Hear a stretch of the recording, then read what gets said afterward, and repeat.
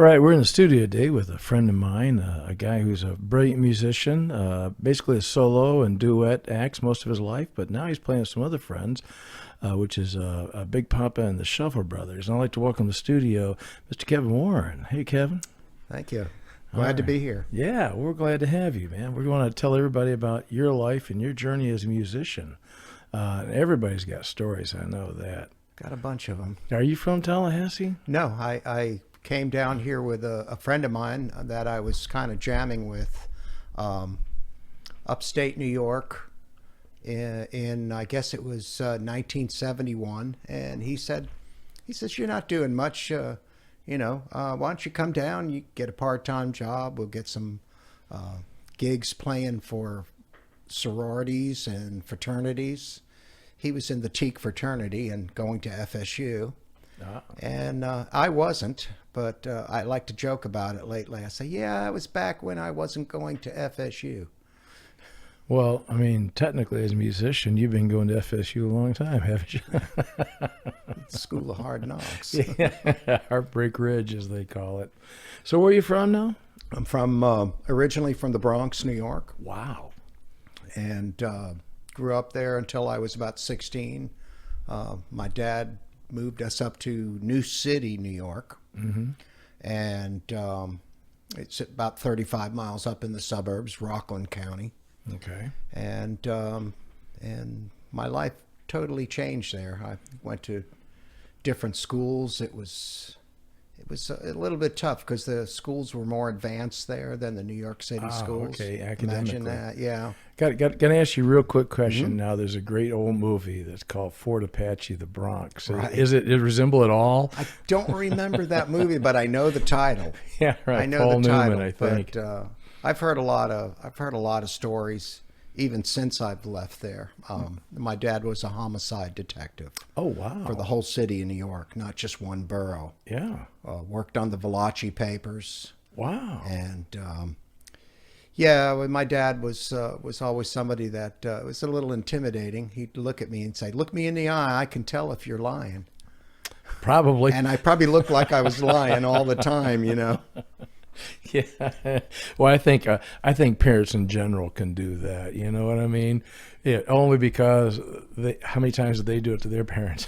I was just kind of always an easygoing nature, From the time I was a child, there were certain chord combinations that would just kind of tickle my emotions. Oh. And still to this day, certain chords, they bring out. That's why they use certain chords in certain sad songs and things right. like that. Yeah, ballads, Yeah. blues, of course, sevenths, minors and stuff. Yeah. That's sappy stuff. So your life changed when you moved out of the city, Yeah. to the suburbs. Yeah. And I was a young teenager, and it was I could call it the hippie days. Somebody my brother would always say, "Hippie's a word made up by the press," and I guess that's correct. But that's the closest thing. I was kind of a flower child. We'll have to Google it. I don't know. Yeah. I'd go to the love-ins and be the girls with the long hair handing out the little dried flowers. Here, wow. Peace and love. Yeah. Well, we won't go down that path. Those were different days, though. That was like the Woodstock generation, Right. And what kind of music were you playing music at this time? I've been playing music since I was 13. Yeah. It's kind of like the lyrics to Nashville Cats. Yeah. And just 13, I was a musical proverbial knee high. Is that right? Yep. Love and Spoonful. Oh, okay. Yep. John Sebastian. I wished I paid more attention to more words because I didn't. I was playing this song by Bob Dylan for probably 25 years. And everybody would get out and belly rub and slow dance, and so beautiful, so beautiful. And one day I actually listened to the words, and I found out it's about a sheriff who's all shot up and laying in the street. Oh my God! And it was written for Billy the Kid. That wasn't the movie, but it's the sheriff, knocking on heaven's door. I was going to say that's yeah. And to this day, I get a kick because we'll play it, and they'll boom, everybody, the dance floor will fill up, and everybody's swooning and everything. And I'm thinking to myself, they have no idea what this song's about. People will be singing it sometimes, and I'll go start singing it with them. But I'll change the words, knocking on Kevin's door. Knocking on Kevin, they look at me. Yeah, Mama put my guns in the ground. I can't shoot them anymore. Oh, well, strange. So you actually paid attention to the words. That was cool. Yeah. When you're a singer, it's a good thing to pay attention to lyrics, Otherwise, then you have to make up your own, Right. And I do sometimes on the fly. Yeah. Yeah. I've seen other musicians do it, or you just kind of mumble. Well, who was that cat that played along with the guitar?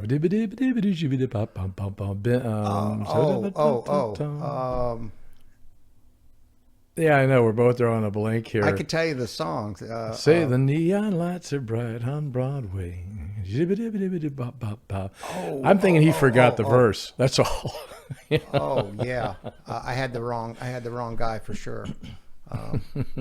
Anyway, so you were playing at 13. What was your first instrument? Guitar. Oh, okay.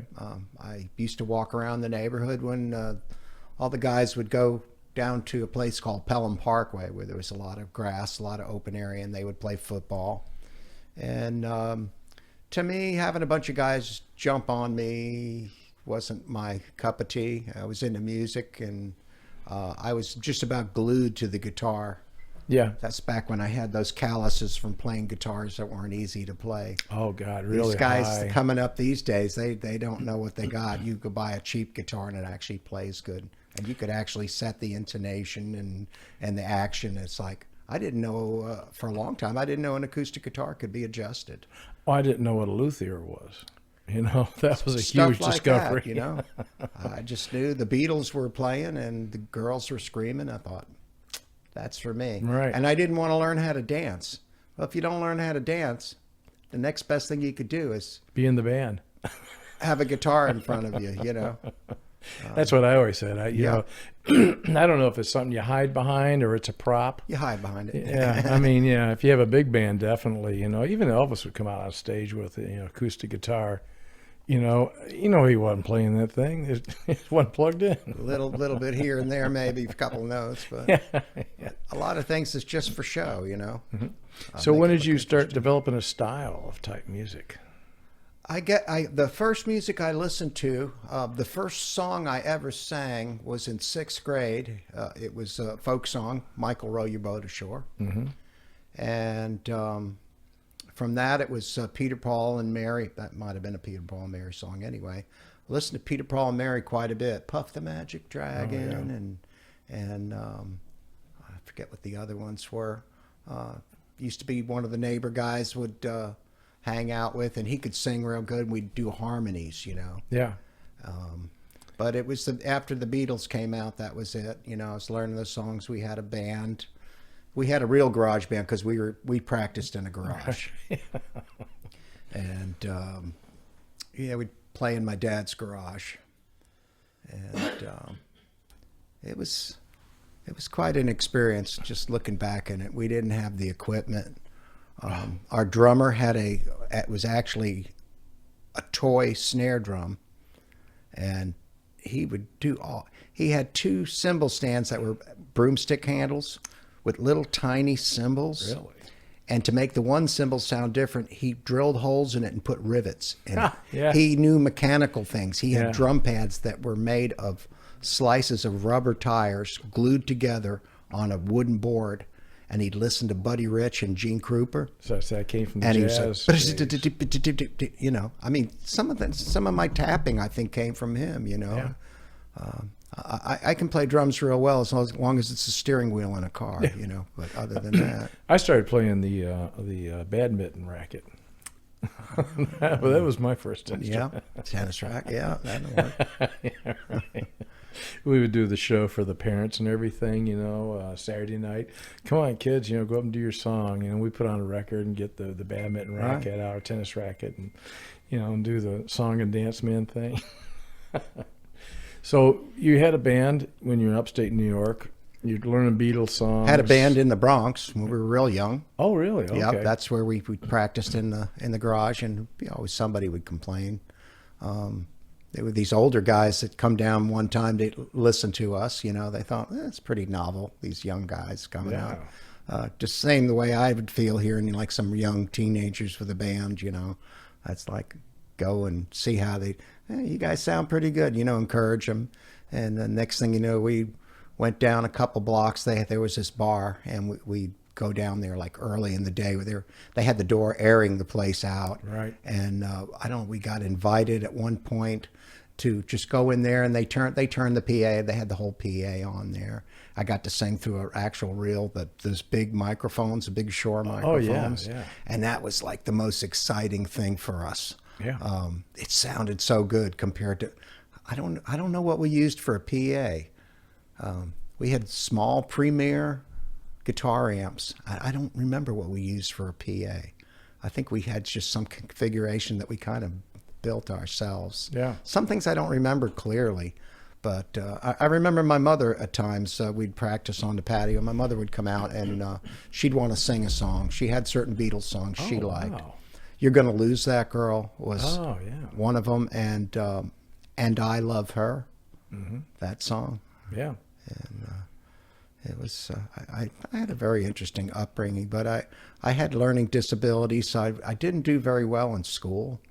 And just, you know, my dad would look at me and go, well, I can't say over the microphone what he said. Yeah. Well, he was a homicide detective. Yeah, I mean, he didn't use real bad, you know. Yeah, but he saw a different world most of the time. Damn it, Kevin, I know you're not stupid. Yeah. And he said that enough to where I was like, you started believing? Maybe I am stupid.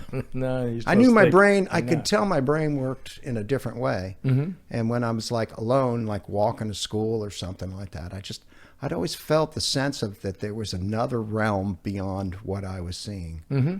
And I believe that more than ever before now. Yeah, well, you know, being a musician, I think we all experience that a little bit, you know. Otherwise, you know, because we're so in tune with the beat and rhythm and how it affects us and everything. And I look at other people and I go, well, don't you dig what we're hearing, you know? And they're like, yeah, sure, yeah, okay. You know?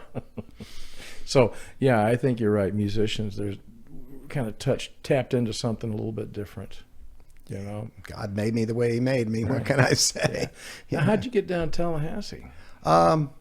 In a 1971 Super Beetle that okay, my dad good. did. Co-signed was my first car, my first new car, my first car, period. That car was $2,100. Jeez, that was a fortune. $2,100 back then. That was brand new. What kind of car was it? A Beetle? A Volkswagen Super Beetle. Wow. Yeah. It was one of the first ones that had that little moon-shaped vent on the back. Okay. You know, and I started following this guy Bob down there. He says, you know, follow me. That's before GPS. I had a map. Yeah, right. I had a little dog in the car with me that somebody, you know, couldn't keep anymore, and I decided to take him. And driving down to Florida, I was like 18, about to turn 19 in September, which it was early part of September. And about halfway down, he had gotten out of sight, and like, well, I know I can find my way, you know, read signs and look at the map. Pretty much, yeah. And as soon as I got here, I went straight to the Teak House on College Avenue, about a half a block from FSU. And that's where I stayed. I know for sure for the first night. I forget how many nights I stayed there until we found a trailer to rent. And we found a place to rent, and we did what every red-blooded American boy did that was going to school. In the case of me, I was just hanging out with people going to school. That was the next best thing, you know. You go to school meet and hang college out. girls, you know. Well, that's easy. And playing music for fraternities and sororities, and it was a lot. My life changed again, you know. You doing duets or solo acts? Doing a duet type act, and he came out before that song Disco Duck came out with the duck voice in it. Yeah. he come out with a duck voice. It's like we're that far away from being famous back then. He did a duck voice, and it's just we just had a good time. Okay. Yeah. You play any bands at all, or like I said originally, you pretty much a solo act? But yeah, we did the duo act there for a while, and then I was in different bands. I'm trying to think. My first wife kind of encouraged me to do solo work. She says, "Yeah, you don't need anybody else. You're good solo." Yeah. She says, "Even get a show name, pick a show name." So, strangely enough, we decided I was going to call myself Trinity. Oh. There was a movie, there was a Western movie out, a comedy. They call me Trinity. Yep. I don't know if that was part of it, you know. Yep. Met my first wife on campus. She was a little bit older than me. She'd come from Hollywood, California. Oh, okay. She was married to a record producer. Oh. She was divorced from a record producer. And when there was an earthquake there and cracked up her swimming pool, she got into VW van with her kids, three boys, came down here. The second time I met her, first time was on Landis Green. I was walking around with the guitar, singing, "Where do those golden rainbows end?" You know, James Taylor's song. Yeah. And there was a girl walking around with me, and she had the high voice like Joni Mitchell, you know. And my first wife was sitting there on a blanket writing poetry. 1971. Yeah, you know? right, yeah. You know. And turns out we were both invited to this little Lutheran church on campus. And that was the second time I saw her. And I started walking that way. And the next thing I know, you know, we're like a block from church. And there she is walking with her three boys. Oh. So that was my fate at that time. Yeah. Fell in love, and the age difference didn't matter. She was very beautiful. She had been a model at one time.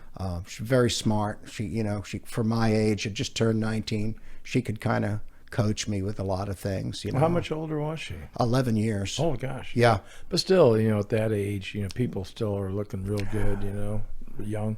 You know, for all of the stuff we're doing and the, you know, Cool. lifestyle and everything, it was just like my head was in the clouds already, you know. But Were you writing music at all at this time? not a lot.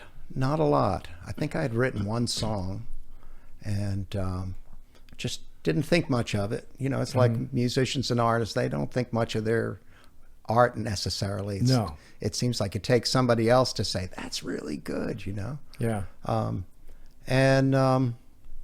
It was years after, and I started reading the Bible and started realizing that I wasn't stupid.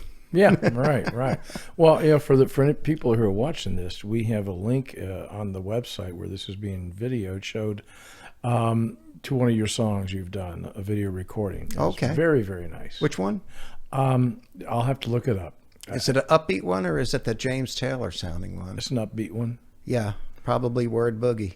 Yeah. Okay. I'll look it up, but I was real impressed with it. Yeah. I just looked at it and said, wow, the whole craftsmanship was good. The song, I had the to music, learn how video. to think simple. You know, it's always like, doesn't have to be like a super big simple chords, simple song, simple lyrics, which I stole out of the Bible. I still tell people that to this day. How many musicians haven't? You know, you'd be surprised. You borrow from wherever. Yeah. And when somebody somebody were to borrow something from my song or something, I'd say, well, that's great, but it's. I'd be happy. I thought, wow, Yeah. you thought enough of it to actually listen to Linda Ronstadt the other night, and she says, I walk in the bar, and these guys are playing a song that I had recorded, and they're playing the solos and everything note for note. And she says, I couldn't believe it. I mean, somebody actually liked what I did enough to learn it. A lot of times I'll be playing. I'll be out playing, and I played the song for a long time, and I have acoustic version of it. Mainline Florida. Oh, okay. You know, dun dun dun dun dun dun dun. You know, I oftentimes I thought, man, if Eric Clapton walked in right now, he would think, wow, that's really great. I got to record that. Yeah. It's just a great song. It's my story. You know, when I came to 1971 is when I heard the song, and it's when I came to Florida myself. Yeah. You know? Well, I really enjoyed the video that you made, and hope you're going to do a lot more of them because, like I said, I thoroughly enjoyed that one. And Cool. I'd like to see some more. Wow. It's pretty high quality, I thought. You know. Yeah. Derek McKinnon has done so much as a friend and a good brother. Mm-hmm. He got me. He got some family together and chipped in for some recording session time, and that was the first time I'd had songs kind of professionally produced. Mm-hmm. And he's the one that kicked that off, and then fairly recently, you know, he's taking audio visual stuff in college, and needed a guinea pig. And who was I to say, hey, I don't really feel like doing it, you know? No, I think it's a great experience. Yeah. 'Cause you only learn from experience. By Sometimes you like don't know if you want to do something. Then once you start to do it, it's like, yeah, I'm glad I did this, you know? Yeah. I've never tried to be famous. Mm-hmm. I never cared about being famous. I've kind of almost shunned it. You know? Well, you enjoy playing the music. I like the music. I like it when I play music for people and they like it. It's like, okay, oh, you like that? Oh, I'm glad. I'm thinking in my mind, I thought I kind of sucked on that one. You know, but, Well, yeah, that's just your view of it because we're all the Yeah. same way. You know, super critical. Yeah, I get to know the other night and I thought, oh man, I messed that song up, and it's like everybody come up and says, that song was great. You know, I'm like, well, okay. It's great. I have this one friend. She'll come out to the gigs and she'll go, "We're not worthy. We're not worthy." Like that. Oh yeah. It's funny. So you've spent most of your life playing in Tallahassee. That's kind of like this area. Pretty much. Is it for you? Yeah. Played upstate. The first little bar I played, I was 17. It was the Copper Kettle in Congers. The town was called Congers. It was like just outside of New City, New York. The Copper Kettle. Ah. And they used to hide me and a couple other underage musicians. Used to hide us in the kitchen during break. Oh, because they didn't want to get in trouble because we're not supposed to be there. Especially in New York, they probably had to be. Had an older licensed. manager and an older drummer. The drummer and the manager were older than us. You know, they were out of school. I don't know how many years older, but the manager's name. He's a big, tall guy. He had a little bit of an accent, and his name was Dutch Schultz. Oh, really? Yeah, Oh, my which God. later on I seem to perceive that might have been a gangster or something. It's almost scary, isn't it, Dutch Schultz? When I remember when he met my dad met him and he come to the house, and my dad says, "Is that really your name?" It was funny, but nobody messed with me. You know, after I got to know these guys, you know. There was some rumor that it was really strange. There was such a class division. You were either a greaser, A frat? you know, a sports guy, or a jock. or a jock, Right. or a hippie. Yeah, And yeah, right. I was like second generation hippie because my brother was 2 years older than me. Yeah. And at the time he was known as a pacifist. Everybody thought he was a pacifist. Oh, really? Yeah, and so when the greasers and the jocks were like into beating up hippies, I at one point I had to stand my ground, and I remember taking my dad's billy club to school. I put it in the locker, but I was like, you know, Well, those are the days you could actually do that. and I get away remember with it. being cornered on a stairwell. This one, well-known bully guy, and the calves of my legs were like shaking like this. Yeah. I says, I don't care what you do. I says, I ain't backing down to you. Yeah. And he finally he kind of laughed at me, but then he walked off. Well, know. you showed him respect, and he said, well, by God, if you stand up, what can I And say? that's what you got to do in this world. Yeah. You can be nice, you Yeah. can be loving, but some people at certain times in their life, they're not ready to be nice. Yeah. And I don't know have what to- I was. I don't know if I was a hippie or I don't know what I was. I had long hair and I played guitar, but I also studied martial arts and boxing and stuff. Oh, that was great. See, I wish I had done that, but who knows? I was part of the parking lot squad at lunch in high school. Okay. And you couldn't leave the parking lot. That was our job. We were supposed to make everybody stay, unless you were going to some restaurant. Probably McDonald's. And we're going to bring us something back. Well, then, yeah, you can leave. It was strange. I don't remember much of high school. Yeah. I remember the band. Yeah. I I used to sit in the hallways with an acoustic guitar, and we were playing Crosby, Stills, Nash, and Paul Simon. Oh, yeah. And and all that stuff. Oh yeah. And wooing the people. The beautiful thing about music to this day, and I probably first discovered it, is that when you strum a guitar and sing something, people pay attention. Yes. And if you can do it a whole song, and you can do it well enough, you're able to take people and take them out of the doldrums of everyday life just for 2 or 3 minutes. And if you're lucky, you can do it for a couple hours. It's a game changer. It really changes a lot. Yeah. I feel totally different, and whether it's 4 or 5 people sitting around here on the patio, or if it's 1,000 people, it's still all the same thing to me. Especially when somebody looks at you and they say, you did a good job on that. And I think, well, I appreciate that. Yeah. Because it actually, it paid off, all that practice and everything. Well, most of the times back in those days, I needed to have somebody put a little something into my ego. Yeah. Yeah. I need a little ego inflating. I never thought much about myself.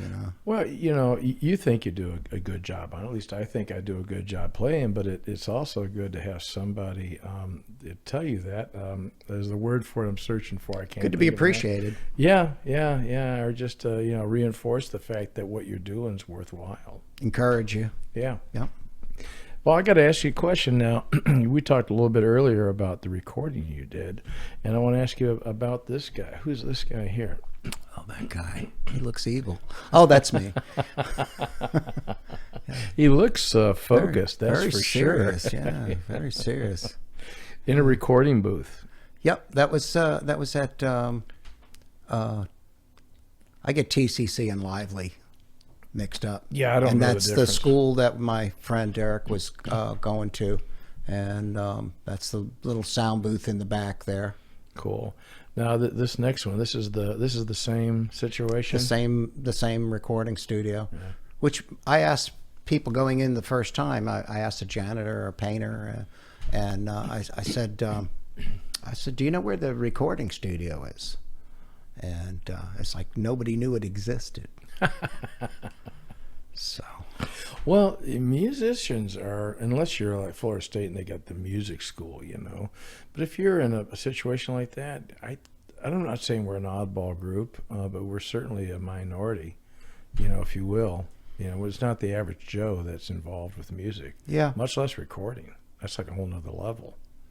It takes time out of your life, and most people are, I hate to say it, most people are watching TV or a football game or, something. I don't know. I got some of my friends, they're going to go play golf, and they say, you want to go play golf? I said, nah, I really don't have time. I'm working on some new material. right. And that's just choices, right? It's just choices. Never was, like I mentioned earlier, when the rest of the guys were going down. I lived in the Bronx as a young teenager. I really wasn't interested in sports. Didn't feel like I was really good at sports. I think it was due to my childhood sweetheart being a better ball player and everything.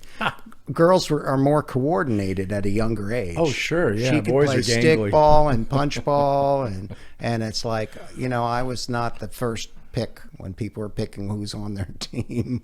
Yeah. And I was always like into artsy things. I would find a piece of wood and a rasp, some kind of, or asked for a file in my dad's shop, and I would be making things. So you're digging visual arts as well Yeah, as I just artsy stuff. I in school, art, music, and shop. They used to send you to shop. I went to wood shop. Oh, I dug shop. Yeah, I went shop to. was great. You know? I loved shop. Everybody made a lamp, didn't they? Yeah.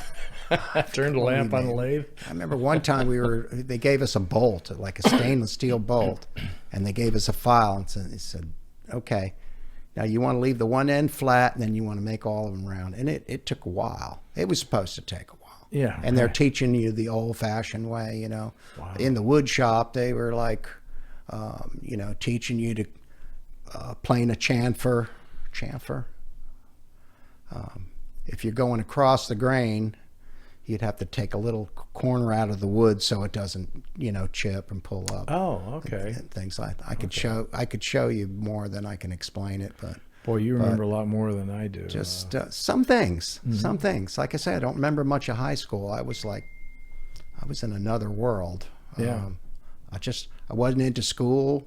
I'd already flunked Spanish back in the Bronx when I started to go to Christopher Columbus High School, and I started taking Spanish again. I started doing better. It was a female teacher with a different type of curriculum, and then they moved me up to the suburbs, and the class was way beyond.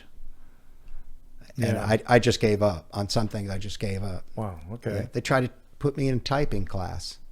I don't know how many times I took typing. I want to say it was almost 3 times. I should And have. I just, I never took typing. My dad could type on one of the old mechanical typewriters and stuff. that's what you it know? was.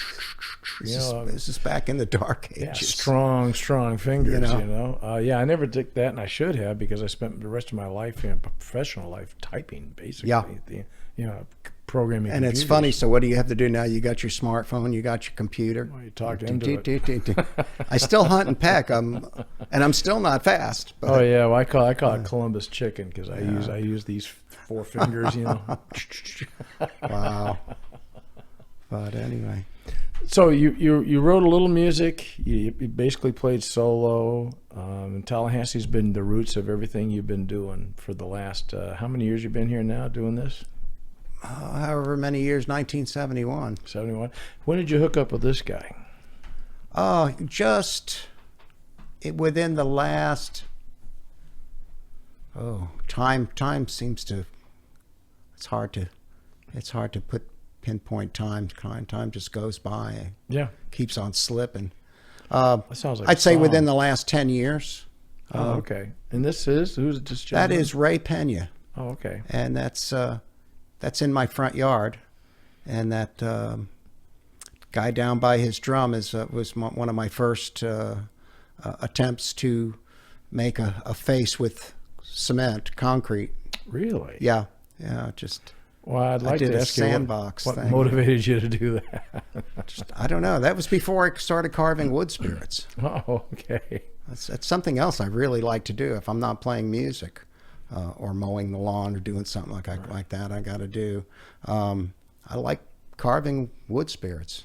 All right, my brother does that too. He makes he spoons.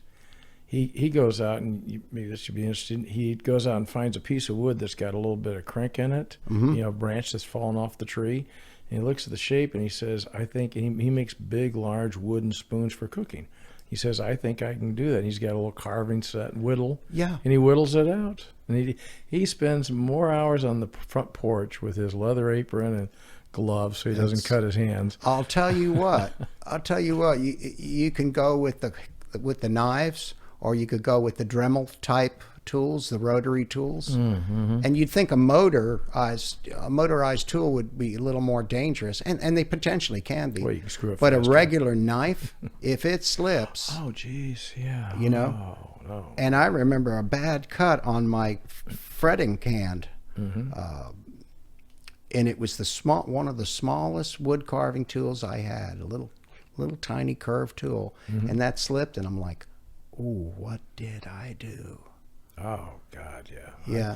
I just, I can Wearing feel it. gloves. But you weren't wearing the chainmail gloves, were you? I wasn't wearing any gloves. Oh God. Okay. Kind of been a rebel of the gloves and masks. And Yeah, my brother's got his wife bought him the chainmail gloves. I'm a rebel. I mean, I was a hippie back in 1971. So am I a rebel? Yeah. Okay, here's you playing in a setting though. Where's this at? That looks like Wild Willie Wings and Things. Yeah, and that's Ray you're playing with? And that's Ray. Uh-huh. He's sitting on his cajon.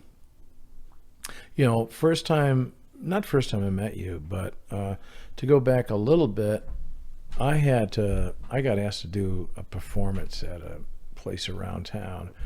And I started talking about it. I said, sure, I'll do it. I have no problem. It was an acoustic thing at a luncheon. And they said, well, we'd really like you to play a James Taylor song. And I forget which one it was now. And I remember either Dylan or Ernie talking about you. And I mean, the way they talked about it, they said, if you close your eyes, you'll hear James Taylor playing and singing. So I called you up and asked you if you would mind coming over and doing this. It was a charity thing. And you said, absolutely no problem whatsoever. I'll be there. Tell me what time. And you came over and you played it. And they're right. I closed my eyes and I heard James Taylor playing and singing. That's what they tell me. Yeah, I mean, it's Because quite remarkable. if you listen to somebody and listen to them and listen to them and listen to them, and they're in that perfect voice range, is part of why you hook up with them. Yeah. And it just there have been a couple songs where I'll do it in a different key than James Taylor. A James Taylor song, and I'll do it in a little. Well, like so a does lower he key. now. I've seen him play. I think You've Got a Friend. Uh-huh. Sometimes he's capoed it on the 2nd fret, and sometimes he's capoed it on the 3rd fret. Mm-hmm. But Just depends on where his voice is that day. Now, I think as we get older, I think we all start changing. I know I've had changed keys on a lot of songs. yeah, I can't hit those high notes anymore, so I lower the key and my voice can go up. I hate it when you go to do a song, and you can change the key of the song, but sometimes there's a certain chord structure that just has a certain sound. Yes. And it's like nothing else will do. Yeah. And it's funny because just last night I went to a rehearsal, and I was talking about the song Eric Clapton's "Change the World." Yeah. And I says, I don't do that song because I can't sing that high part. And I started fooling around with it. I tried to sing the high part, and it was like, I sang that better than I thought. Maybe I have to rethink this. Just change the key, drop it down. Yeah. That'll let your voice get higher. I'd have to detune the guitar because I've tried capoing it and doing different chord formation, and somehow it just. Well, my son will come over sometimes, and I'll have guitars hanging around like I do, and sitting around, and he'll grab a guitar, and he'll strum it, and he goes, "Oh, what's that?" And I go, "Well, that's open G, or open E." I said, because I'm playing a song, for instance, like Blackwater by the Doobie Brothers, that's got to be done in D modal, so, it's whatever it is, it's D, A, D. I've had a G, problem D, with that one. D, so it's in D modal. Yeah. And if you don't play it in D modal, you can fake it, but it just doesn't sound right. I'm still, every once in a while I come back to some of these songs. Recently I came back to Kansas song, Dust in the Wind. Oh yeah. And I thought, and I put the capo up high, which means I could sing it lower. Sometimes you capo, it sounds you're coming up in pitch, but it's to the degree where you can sing low to it. It actually worked. Yeah. And if you have a looper and you can add a lower end of it too, another track basically. I think I do that on Elton John's Your Song, and I do it with Alison Krauss's When You Say Nothing at All. I capo on the 3rd fret. Okay. Because that puts me in the right vocal range for me. And I do that on a bunch of songs, actually. Yeah. I think Stephen Stills, tune he did, 4 and 20, things like that. I used to do that song all the time. That was a 1970s song. It was. That's the one I would did it all sit the around. time back then. I quit doing it because it's kind of kind of depressing.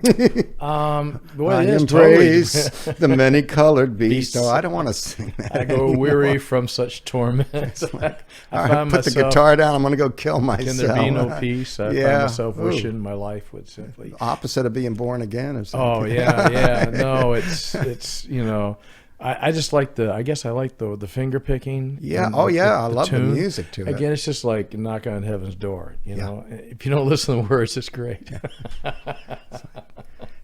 And when you say about the words like that, it's like, and I can do it. I love the music to it. Hotel California. Oh yeah. Well, everybody's wondering what It's that one's like, about. I have to do an upbeat, more spiritual song after that. Yeah. Sometimes I come out with a disclaimer. I say, okay, I'm going to, a Painted Black. Yeah. Musically, I love the song. I can do it well. Mm-hmm. I could just get into character. You know, just go wild with it, you know. But yeah, kind of depressing. I have to do fun songs. That's all I do anymore. And people say they want to do this one. I'm like, I don't know. It's not fun. You know, I have life's bad enough. You know, you don't need to take it into the music with. Right, and then you wind up going through a period of your life where you're really going through something, you know, and you see a red door. I see a red door. I want it painted black. That's what he was talking about. Tell me about these guys. What's going on here? Okay, that's on the extreme right. That's Ray Pena. Mm-hmm. That's me. Okay. That's Big Bob Jennings, who is departed from us right now, and I believe that's Roy Barbanel. If I'm Okay. replacing, if I'm Local yeah, guy? all local guys. Okay. I used to say Big Bob, who played the bass, the guy with the white beard, Mm-hmm. that he was like the big, tall, white bearded bass player that James Taylor used to use all the time. I can't think of his Leland name. Sklar? Leland Sklar. Yeah, right. Yeah, yeah.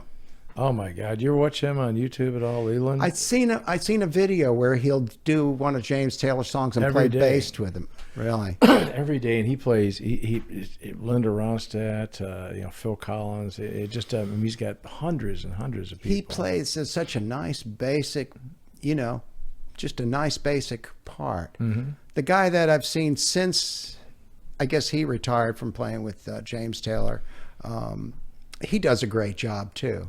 Mm-hmm. I've watched all these guys get older. It's remarkable? amazing, because I'm not getting older. You people have grown old, and I haven't aged a bit. I watch my children, and I think, wow, what's happening to you guys? You're getting older. I haven't changed a Yeah, bit. yeah, right. It's because we're legends in our own mind. Yeah, well, life's a state of mind, Yeah. I go in someplace, they say, how you doing? I say, I'm doing great. And they look at me, and I said, well, I got a choice. I can be miserable, too, like you, but I choose not to. Yeah. Tell me about this one. Oh, that's fairly recent. That's at the Hobbit on Park Avenue and Capitol Circle. Oh, really? Yeah. You playing there? Yeah, Oh, gosh. they I like love- us there, Oh. and I can do a gospel song, and people don't flinch. Wow, what nights Yeah. do you play there when you do this? Usually it's a Friday or Saturday night. Oh, okay. It's like a little back deck. You kind of like you're outside. I know where it's at. It's back through the back corner door. Yep. Yeah, I've never been out there. You Yep. know, I have some friends that go there on Monday nights and hang out. It's a nice place. The woman that does the booking, Miriam, a real sweetheart of a person. Okay. Now I got to ask you about these guys. Who are these guys? Oh yeah, the old picture that I haven't replaced. I feel bad. I'm great music wise, but computer for changing things and sending people files, and I don't do all that yet. If I live long enough, I'm gonna eventually do some of this stuff. A lot of times, if there's something I don't want to do or I don't know how to do, I do what I do, and I get somebody to do that. Yeah, you find that, like I have a friend of mine likes to always bring over a DVD or CD for me, I says, well, I'll mail it to you or drop it by. And then I'll bring a thumb drive over, and I'm like, why don't you just load it to my Dropbox and I'll pick it up off the net, and they're like, no, I'll bring you a thumb drive. Those are handy. Well, some of that stuff I I don't know. It's a lazy brain syndrome. It's just something I'd rather do something else. So You let's know? let's talk about these folks. That is two of my grandkids. My son is remarried again, and he's got a couple technically step kids. So I've got I've got some more grandkids. My daughter, who technically is my adopted daughter, technically, although we adopted each other a long time ago, and I've got another granddaughter, which I saw. She's like 23, 24, engaged to be married. Wow. Just sweet as all can be, you know, full of faith. Yeah, could be any time now. I might have great grandkids. You know, That's usually what happens. that's to a certain that's what extent. happens. I look real young there. My grandson in that picture is now in the Army. He got married. I want to say it's just like been a year. Maybe it's 2 by now. Got married on Valentine's Day. Shortly after that, he got an appointment with the Space Force, and he is in Hawaii. Oh wow, man, working for the Space Zachary. Force in Hawaii. That Yep. sounds like a tough Zachary. tour. And the young lady is this one we talked And that's about? Taylor. Good name. Taylor. Like Yeah, that. well, it's a good name for me. It helped me remember, you know. Sometimes I think that's why my son did that on purpose. So Yeah. so today you're working with Big Papa and the Shuffle Brothers. Yes. That's pretty cool. Yeah, it's been changing. We kind of got away from the blues music when Phil had to have his surgery. He was out of the picture for a while, and there was a gig come up at Hurricanes, and I found myself doing most of the singing. And then I just thought, well, that's why they got me in the band. They needed strong singer, you know. Yeah. And so we went a little more variety band type of thing. But good music is good music. And I Absolutely. don't understand a lot of times somebody made a comment, you know, so, oh, you changed to a cover band. Well, what's a cover? You're doing blues songs. Say if you're a blues band, you're doing all these blues songs. They were all written in the 1920s They're covers, and 30s. aren't they covers too? And then the Absolutely. other thing that bugs me is like people say, "Oh, the new music, the old music." It's like for a while there, it's like, well, what's Tom Petty and the Heartbreakers? Is that new music or old music? Because it's like the old music, but it was contemporary, you know, on the radio and Yeah. stuff. So people's ways of categorizing music is just music, you know. Well, Just- I can relate a little story here to you, and that is somebody came up to me and they said, "What kind of music do you play?" And I said, "Well, I play Americana." They said, "Oh, you play John Mayer and you know, and these other guys?" And I say, "Let me rephrase that. I play classic Americana." okay. It's all relative to where you are in time and space. Yeah, at it's the just end of the day. what you like, you gravitate to. I notice a lot of times I don't do songs necessarily if the guy doesn't sing in my voice range, you know, then I don't pick up on it. But if somebody that sings right, and it makes it easier to learn. You learn the song and you don't know I didn't know that. You know, people request a song. It's like, and I start playing it like I'm joking with myself, and then I wind up playing it perfectly. I said, "Oh, I guess I do know that song," you know. Well, you got a great ear then. Yeah. That tells you. That is one of my strong suits, my ear. Is it this one or is it this one? Yeah. Yeah. Yeah. Sometimes I wonder which ear do I hear better out of. That's your artistic side of yeah. the brain, isn't it? Okay. My uncle used to tell my cousin, who's a musician in Charleston, he used to say that a verse and a chorus is worth a tip. And I said, okay, that's pretty That's a good. good saying. Yeah. Yeah, from where I come from. Yeah. Well, I got one more picture to put up here of you and to share with us, and that is this guy right here. I love that picture. Yeah, well, I think it just shows your personality. You like to have fun. You're a fun person. Yeah. You know, either Yeah, that that or was- you're the Joker out of a Batman movie. One of the two. I was at a birthday party for one of the grandkids, and they had somebody there doing face painting for the kids, and I'm like, yeah, can I have my face painted too? You know, I'm of the age, man, where Yes. I'm sitting there going, well, maybe I could do that. I wouldn't bother me too much to have mine painted. you know, if you're in show business, it's like, I mean, everything's kind of safe, you know. I mean, you're a personality. As I've gotten older, I realize, you know, trying to do, you know, maybe I should do this song. I didn't really like this song at first, but, you know, I'm like an actor when I get in front of a microphone and behind a guitar. I'm like an actor, like, you know, hey, if you can get people to smile and laugh and like that. And well, we're entertainers too at the end of the day. I mean, I don't consider myself a musician. I can play the guitar, but I'm really an entertainer. I mean, that's what I like doing. Yeah. I like to go out and entertain and take people away for a little bit. Right. You know, that's my whole gig. Absolutely. It's just, let's, you know, in fact, one time, years and years ago, I read something, and it was the definition of acting.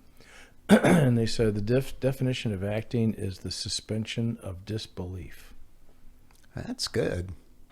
That's good. Yeah, so we're actors, we're entertainers, and for a little while, we make people think they're somewhere else. This goes right along with the whole world's a stage, you know. Yeah.